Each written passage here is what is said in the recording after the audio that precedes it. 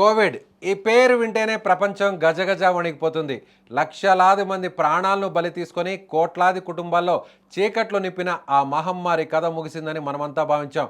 కానీ అసలు సినిమా ఇప్పుడే మొదలైందా అన్నట్టుగా సరికొత్త రూపంలో ఒక వేరియంట్ విరుచుకుపడుతుంది. భూగర్భంలో ఏళ్ల తరబడి నిద్రాణంగా ఉండి ఒక్కసారి పైకి వచ్చే సికాడా కీటకంలా ఈ కొత్త BA.3.2 వేరియంట్ ఇప్పుడు మానవాళిపై ఎలాంటి యుద్ధాన్ని ప్రకటిస్తుందని అనుమానాలు కలుగుతున్నాయి. ఇన్నాళ్లు నిశ్శబ్దంగా తన శక్తిని పెంచుకున్న ఈ మహమ్మారి ఇప్పుడు 75 రకాల ప్రమాదకరమైన మార్పులతో విశ్వరూపం చూపించే అవకాశం ఉందని విశ్లేషకులు భావిస్తున్నారు. ఒక రకంగా చెప్పాలంటే ప్రపంచ దేశాల్లో మళ్ళీ కరోనా కలకలం మొదలైందని అనిపిస్తోంది. గడిచిన కొన్ని నెలలుగా నిశ్శబ్దంగా సాగుతున్న వైరస్ వ్యాప్తి ఇప్పుడు BA.3.2 అనే కొత్త వేరియంట్ రూపంలో వెలుగులోకి వచ్చింది. ఈ వేరియంట్ను పరిశోధకులు అనధికారికంగా సికాడా అని పిలుస్తున్నారు. సాధారణంగా సికాడా కీటకాలు చాలా కాలం పాటు భూమి లోపలే ఉండి అనుకూల పరిస్థితులు రాగానే ఒక్కసారిగా బయటకు వస్తాయి. సరిగ్గా ఈ వైరస్ కూడా గత కొన్నాళ్లుగా నిఘా వ్యవస్థల కళ్ళు గప్పి లోపలే రూపాంతరం చెందుతూ ఇప్పుడు ప్రపంచవ్యాప్తంగా తన ఉనికిని చాటుతోందని వైద్య నిపుణులు హెచ్చరిస్తున్నారు.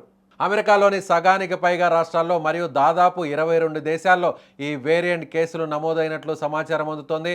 అయితే ఈ కొత్త వేరియంట్ విషయంలో ఆందోళన కలిగించే ప్రధాన అంశం దానిలోని మ్యూటేషన్లు. గతంలో వచ్చిన వేరియంట్ల కంటే భిన్నంగా దీనిలో సుమారు 75 మ్యూటేషన్లు ఉన్నట్లు శాస్త్రవేత్తలు గుర్తించారు. ముఖ్యంగా వైరస్ మన శరీర కణాల్లోకి ప్రవేశించడానికి ఉపయోగపడే స్పైక్ ప్రోటీన్లో అనేక మార్పులు జరిగాయని, దీనివల్ల వైరస్ వేగంగా వ్యాప్తి చెందే అవకాశం ఉందని పరిశోధకులు అనుమానిస్తున్నారు. మనం తీసుకున్న వ్యాక్సిన్ల ద్వారా లేదా గతంలో కరోనా సోకడం ద్వారా లభించిన రోగ నిరోధక శక్తిని కూడా ఇది కొంతవరకు తప్పించుకోగలదని ల్యాబ్ రిపోర్ట్స్ చెబుతున్నాయి. కానీ ఇది ఎంతవరకు నిజం అనేది తెలియాల్సి ఉంది.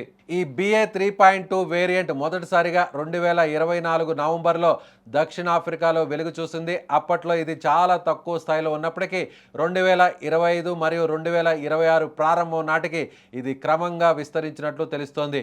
అమెరికాలో ప్రయాణికుల స్క్రీనింగ్ మరియు మురుగునీటి పరీక్షల ద్వారా ఈ వేరియంట్ను గుర్తించారు. అయితే ఇక్కడ ఊరట కలిగించే విషయం ఏంటంటే ఈ వేరియంట్ సోకిన బాధితుల్లో తీవ్రమైన లక్షణాలు ఏవీ కనిపించలేదని, అందరూ కోలుకున్నారని అమెరికా ఆరోగ్య శాఖ వెల్లడించింది.